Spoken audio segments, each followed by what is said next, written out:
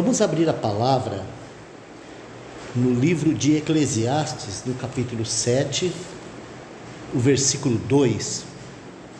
Eclesiastes, capítulo 7, versículo 2, está escrito assim: melhor é ir à casa onde há luto, do que ir à casa do banquete, porque naquela está o fim de todos os homens, e os vivos aplicam ao seu coração. Senhor, nos ajude. Tu sabes o quanto esse momento é difícil. Não nos fizeste para a morte, pois Tu és a vida. Por favor, Senhor, dá a cada um de nós ouvidos e corações, para nesse momento de tanta dor, podermos ouvirmos a Tua palavra. Tenha misericórdia dos familiares, tenha misericórdia dos amigos, tenha misericórdia de nós. E fala conosco, Senhor, através de toda essa situação. Nós te pedimos, ó Deus, e te agradecemos, em nome do Senhor Jesus. Essa palavra que nós acabamos de ler, eu penso que ela é fundamental e necessária para interpretarmos corretamente esse momento que todos nós passamos uma e outra hora com a perca dos nossos entes queridos. Nós vivemos dias tão corridos, tão agitados, são tantas coisas que por um momento nós temos uma tendência de se esquecer que a morte é uma realidade para todos os vivos, não é verdade?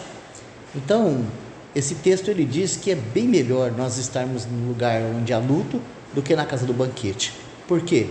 Porque quando nós nos deparamos com o luto, então nós conseguimos também nos deparar com a nossa finitude, com a nossa pequenez. Muito mais do que isso, cada vez que nós encontramos um momento como esse, não tem como não pensarmos em Deus, não tem como não pensarmos na eternidade, não tem como não pensarmos no pecado, não é verdade?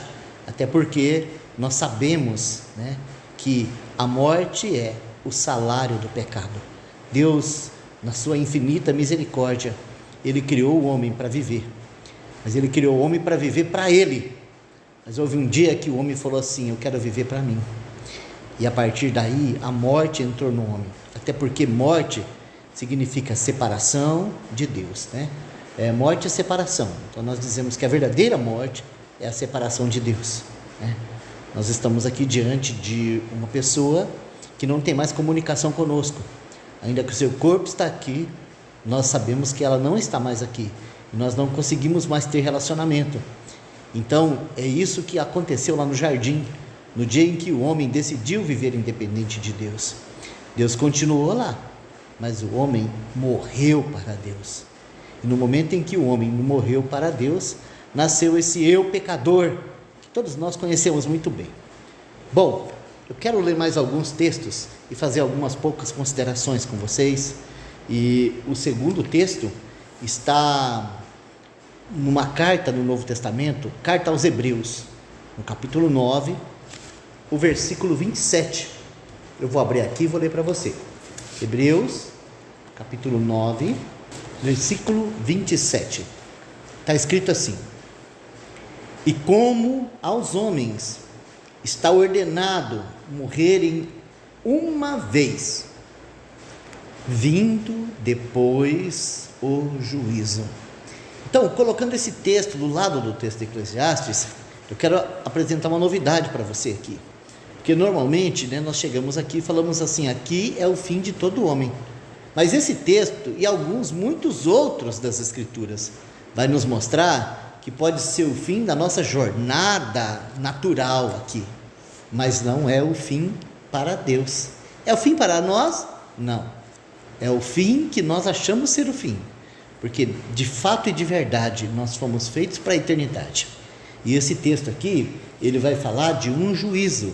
Então ele diz assim: ordenado está aos homens morrer uma vez, e depois acabou? Não. Diz assim, vindo depois o juízo.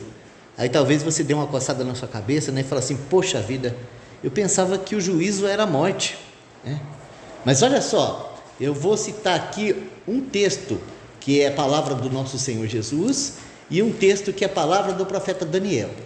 Tá? São textos que estão bem longe, estão mais ou menos uns 700 anos longe um do outro. Mas vamos começar com o texto de Jesus. O Senhor Jesus, lá no Evangelho de João, no capítulo 5, verso 28 e 29, ele vai dizer assim, não vos maravilheis disso, porque vem a hora em que todos os que estão nos sepulcros ouvirão a voz do Senhor, e os que fizeram o bem sairão para a ressurreição da vida eterna, e os que fizeram o mal sairão para a ressurreição da condenação eterna. Vamos ver o que Daniel vai dizer sobre isso. Daniel, capítulo 12, versículo 2, diz assim: e muitos dos que dormem no pó da terra ressuscitarão, uns para a vida eterna, e outros para vergonha e desprezo eterno. Não são textos bíblicos que precisam ser considerados? Aí talvez você me diga assim, mas aqui não é o lugar de você considerar isso. Nós estamos aqui abalados, tristes, né? Eu concordo com você. Talvez eu tenha sido um pouco extremista em considerar isso com você, justo aqui. Mas deixa eu dizer uma coisa para você. Se não fosse aqui, aonde nós poderíamos sentar numa boa para tratar desse assunto de salvação eterna e condenação eterna? Então aqui é o lugar que nós temos a oportunidade de olhar para o nosso fim. E eu gostaria que você soubesse hoje, disso, que essa questão da eternidade, você não pode resolver ela depois que você partir dessa vida. Sabe, você pode resolver tanta coisa aqui. Conheço algumas pessoas que antes da partida, compraram o terreno, mandaram construir lápide, escolheram o caixão, pagaram o serviço fúnebre, até escolheram que tipo de refeição seria servida no seu funeral, e os homens realmente eles têm esse cuidado, né? Eles se preocupam com a qualidade do caixão, com o local, com o terreno, como vai ser a celebração. O homem é muito cuidadoso com essas coisas, mas o homem não cuida desse assunto que diz respeito à eternidade. Por que o homem não liga para isso? Porque de fato e de verdade, como diz as Escrituras, o homem está morto para as coisas de Deus. O que a gente tem é lá na consciência um profundo anseio pela eternidade e uma profunda revolta com a morte, né? Esse é o que o homem natural possui, e isso só termina quando nós nos encontramos com o Evangelho de Deus. O Evangelho de Deus é a boa notícia que Deus enviou um outro homem para vencer no lugar nosso, né? Vamos dizer assim, o nosso primeiro representante, Adão, caiu no jardim, e por causa da queda dele, nós perdemos a vida eterna. Mas Deus enviou outro homem, Jesus, com a missão de nos trazer de volta à vida eterna. Então eu posso dizer para você que morrer bem é morrer com Jesus, que fazer bem, ou fazer o bem a você mesmo, é aproveitar a sua vida terrena para uma coisa só: conhecer Jesus como teu Salvador, como teu Senhor, como teu Deus, como teu Rei. Conhecer a Jesus é o grande segredo para a eternidade, porque passou desse momento fúnebre aqui, nós vamos despertar, né, como diz os textos que nós lemos, ou na ressurreição para a vida eterna, ou para a ressurreição da vergonha e desprezo eterno, ou como disse o próprio Senhor, para a ressurreição da condenação eterna. Ou seja, esse não é um assunto que pode ser resolvido por outro, em qualquer outro lugar. Esse é um assunto que é resolvido em vida, e Deus te deu essa vida aqui como um vestibular, essa vida ligeira, rápida, que passa tão depressa. Ela define onde você passará a eternidade. Por isso que esse momento é muito precioso, porque você tem que entender uma coisa: existe uma morte entre você e o seu Deus. Existe uma morte entre eu e o meu Deus. Existe uma sentença de morte que foi decretada a toda a humanidade. Deixa eu ler mais um texto com você sobre isso, que se encontra lá no livro de Ezequiel, livro do profeta Ezequiel, capítulo 18, versículo 4, está escrito assim, olha: eis que todas as almas são minhas, como é a alma do Pai, assim também a alma do Filho é minha. A alma que pecar, essa morrerá.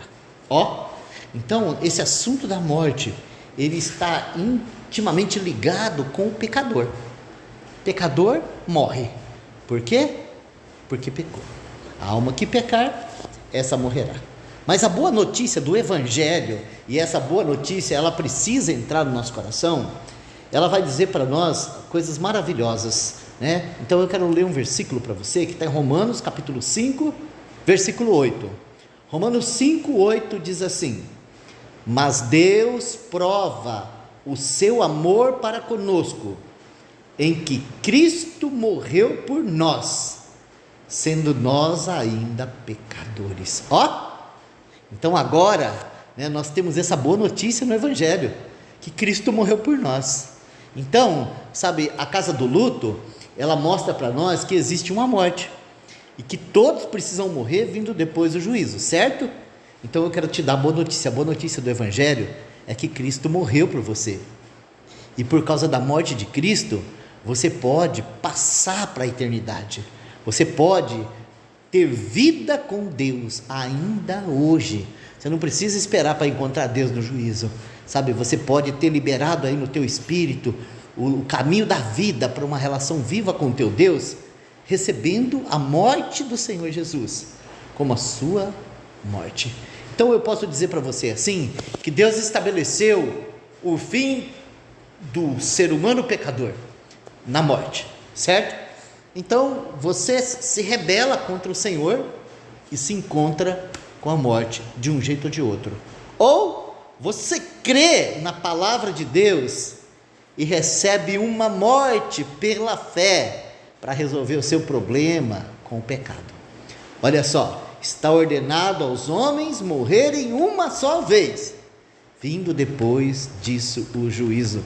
Mas lá no Evangelho de João, no capítulo 12, no verso 31 e 32 e 33, está escrito assim, palavras de Jesus, antes dele ir para a cruz: agora é o juízo desse mundo. Sabe, meu querido, Jesus lá na cruz, ele julgou a humanidade quando ele morreu lá na cruz. Mas não só isso, ele julgou esse mundo caído quando ele foi pregado lá na cruz. Você vê um coitadinho sendo entregue na cruz, mas ali não tem um coitadinho, ali é Deus estabelecendo a justiça de Deus sobre a terra. Então, quando ele está lá crucificado, morrendo, na verdade ele está julgando a humanidade e pagando a conta com a sua própria morte.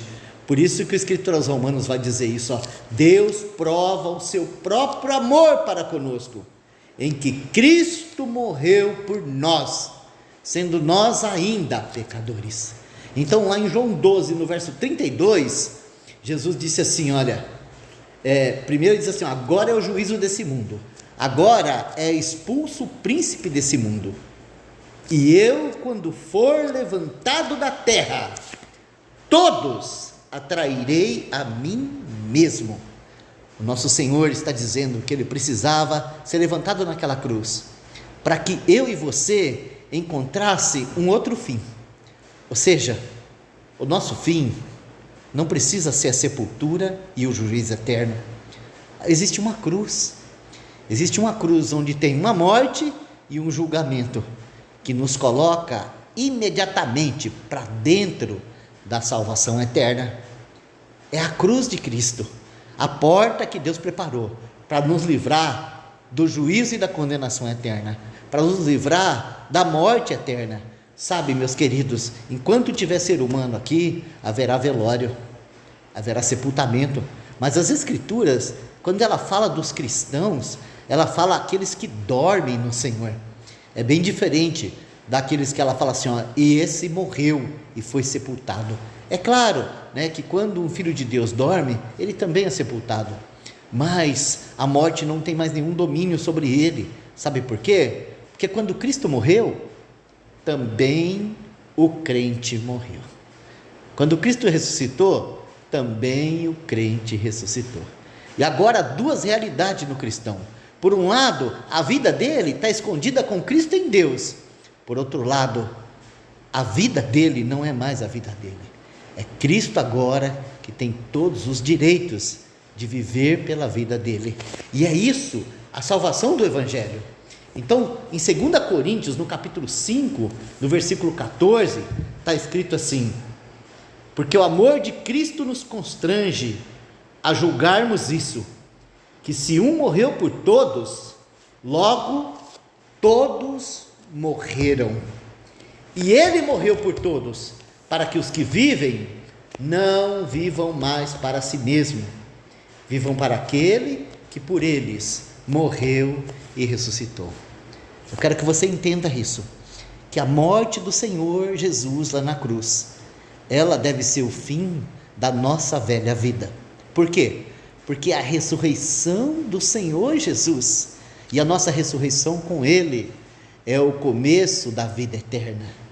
Sabe, aqueles que creem no Senhor Jesus não entram mais em condenação, já passaram da morte para a vida. E para aqueles que creem, esse momento aqui é apenas um momento de despedida, é apenas um momento de descanso, é apenas um momento de partida, aonde nós sabemos que todos aqueles que pertencem ao Senhor estão preparados para gozar de uma eternidade com Deus. Agora, esse é um momento terrível para o homem que só pensa nas coisas da terra. Esse é um momento absurdo para o homem que só pensa nessa vida e que acha que nunca vai morrer. Então eu quero que você saiba hoje que esse é o lugar certo para você estar. Aqui você olha para esse corpo e você ouve a tua consciência dizer: para onde está indo a minha alma? Você precisa pensar nisso, porque no dia em que o teu corpo estiver aqui, a tua alma vai precisar de uma morada, e só Jesus tem morada segura para a alma. Só Jesus valoriza a alma, só Jesus pode conceder à alma o descanso e a alegria de uma eternidade de gozo, de glória, de graça.